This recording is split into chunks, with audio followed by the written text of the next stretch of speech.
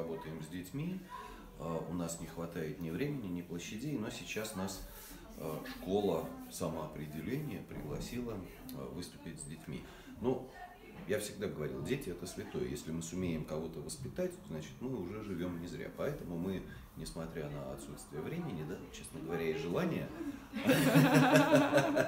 согласились и приехали. И сейчас будем разговаривать с детьми о профессиях. Сегодня здесь был уже кулинар, сегодня здесь был астрофизик, по-моему. Не, вчера да? астрофизик. Вчера астрофизик. Сегодня режиссер. Режиссер был, и вот дальше мы. Но это очень смешно, у них на доске, значит, где что, профессия, день определения профессий, мы числимся как просто зооком. Это профессия теперь такая. Вот, так что сейчас начнем заниматься с детьми. Мы детский центр самоопределения. Здесь у нас дети от 6 до 14 лет, которые определяются с целями, сроками и так далее своего образования. На этой неделе у нас проходит проект «Парк профессий», когда мы предлагаем детям под их запрос знакомиться с представителями разных специальностей. Поэтому мы пригласили в зооком вас в гости сегодня к нам, потому что мы знаем, что вы классные, и мы думаем, что вы очень понравитесь нашим детям. У нас на участке построено отдельное здание, в котором мы содержим животных. То есть, по сути, у вас, в смысле, вы туда никого не пускаете? Нет, мы туда никого не пускаем. Это наш домашний зверинец. Это наш домашний маленький зоопарк. Почему мы к этому когда-то пришли?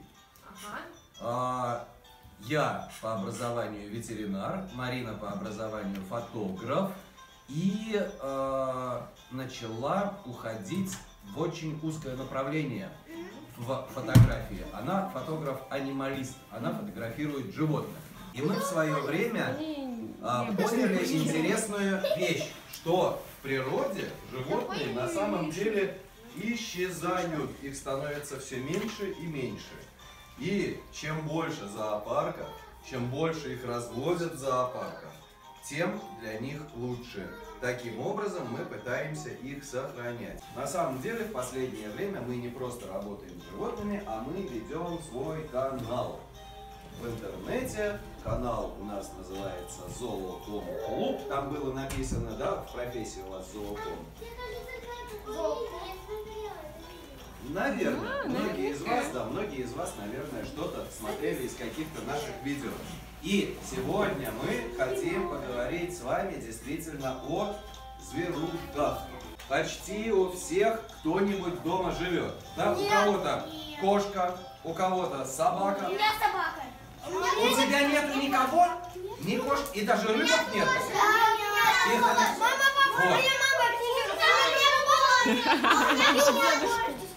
Да. Мы хотим девушку маленькую. Вот. Даже если нету никого, то, наверное, У меня кот. кот. То есть почти каждый дома держит какое-то животное. Да? Это может быть хомячок, это может быть даже просто золотая рыбка. И в основном животные детям нравятся. Ребята, кому не нравятся зверушки, которые живут у них дома? Скажите. Мне нравится все. Как я на это могу пить, если у меня никого дома нет? Ну, к сожалению, да, ты, наверное, исключение. Если вам нравится ваш домашний хомячок или ваш домашний кот, то вряд ли вы потом, повзрослев, станете делать окружающим больно или плохо. Собственно, это то, о чем мы хотим вам сказать. Но ведь очень многие никогда в своей жизни не видели животных ни в природе, ни даже просто на поле сельскохозяйственных животных. Действительно, таких очень много становится. Дети вырастают в городах, дети мало общаются с животными, дети не понимают, что такое жизнь вне города, да? Но ведь природа, она начинается там, где заканчивается город. Иногда даже очень далеко от города, и мы все должны это понимать. И мы должны понимать, что наша современная жизнь очень отличается от той, которая происходит на самом деле. А мы каждое лето на дачу ездим. Очень хорошо. На даче... У нас даже дома целый зверинец.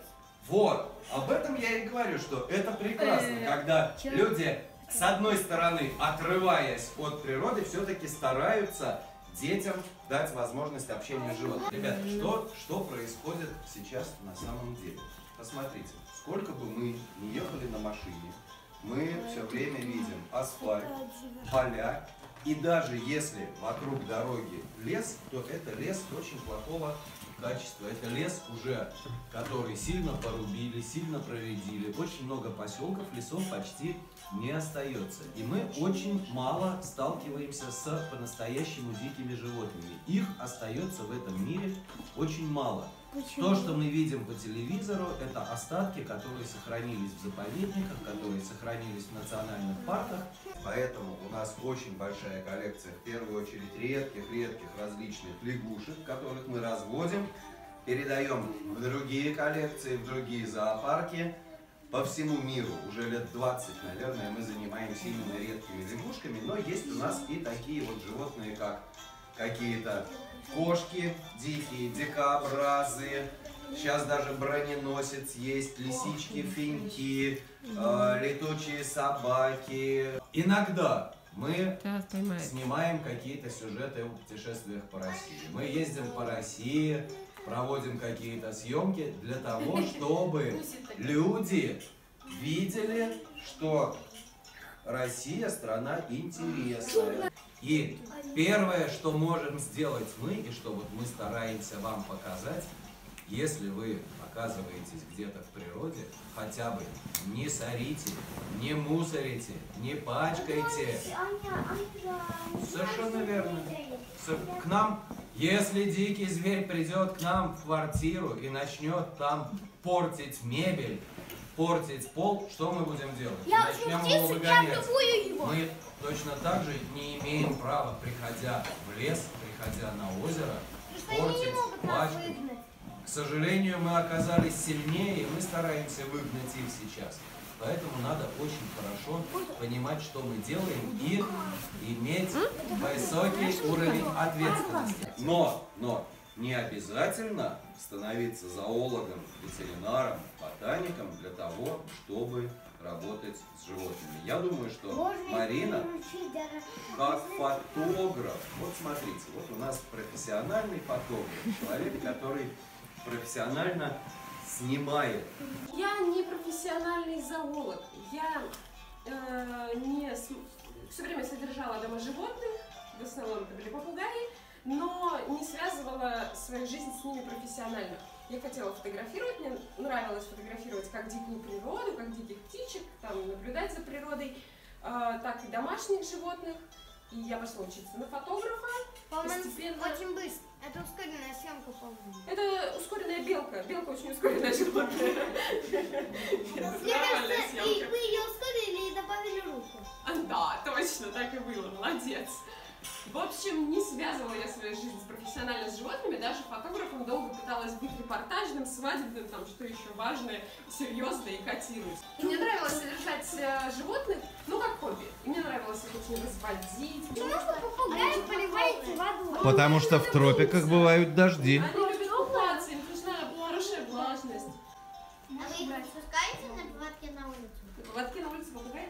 Нет. Если вольер построен уличный, то да, а на поводке на улице для многих из этих я видела животных кошку, это которая неприемлемо. тоже на поводке. Ну это хорошо, если она приучена, замечательно. Я думаю, что у нас самые ручные сурикаты тоже могли бы лояльно относиться. Да.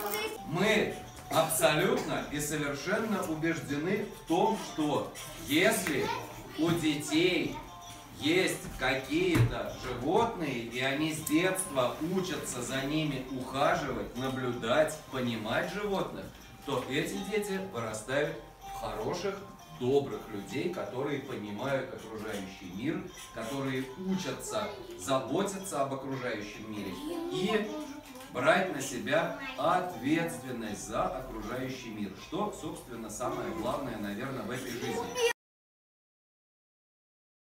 Немножко сумбурный получился ролик, потому что действительно мы были заняты не съемками, а больше детьми. Хотим напомнить, что 31 марта в Москве будет выставка «Рептилиум», на которой мы будем обязательно. Приходите. Едем мы не только с нашими лягушками, всякими сувенирами, кружками, футболками, книжками очень хорошими. Но в основном, конечно, пообщаться с нашими друзьями, посмотреть на животных. Вот как-то так. Приходите, и, естественно, после рептилиума будет ролик.